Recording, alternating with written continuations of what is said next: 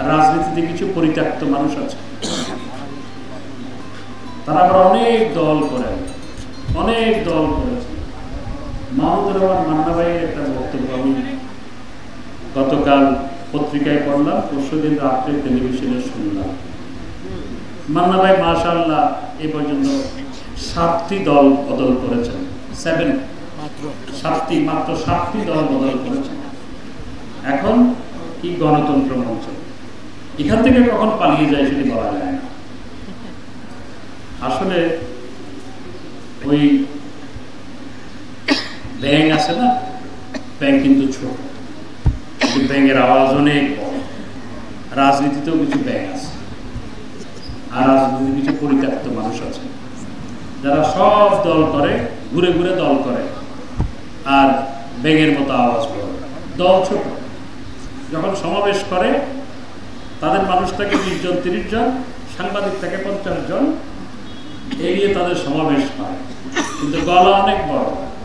ভোটে দাঁড়ালে একজন ভোটে দাঁড়িয়েছিল, ঢাকা সিটি কর্পোরেশনে ভোটে দাঁড়িয়েছিল একজন, আমি নাম বলে খাটো করতে চাই না, ভোটে দাঁড়িয়েছিল 2000 পূর্ণ করতে পারে না। ভোটের আপনার প্রাপ্ত ভোট 2000 পূর্ণ করতে পারে না, কিন্তু আওয়াজ অনেক বড়। আবার টেলিভিশনে দেখি ভলিউমও তাদের একটু বড় থাকে।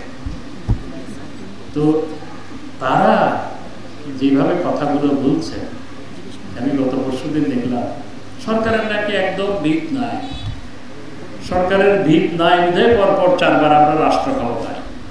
তোমরা তো টেনে ফেলে দিতে চেয়েছিলে, টান দিতে গিয়ে দেখা গেল তোমরাই ধপাস করে পড়ে গেছো, আপনারাই ধপাস করে পড়ে গেছে।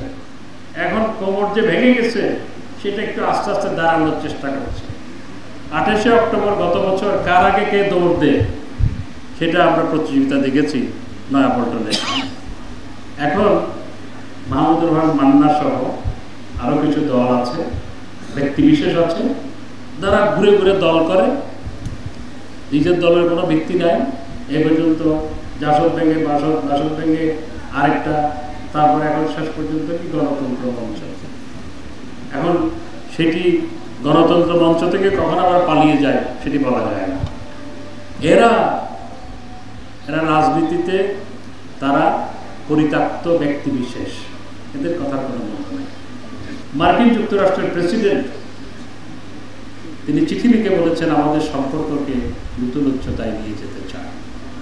এতে এই যে ব্যক্তি বিশেষ রাজনীতির ব্যাংকদের মাথা খারাপ হয়ে গেছে এবং ব্যাংকের মতো এই জন্য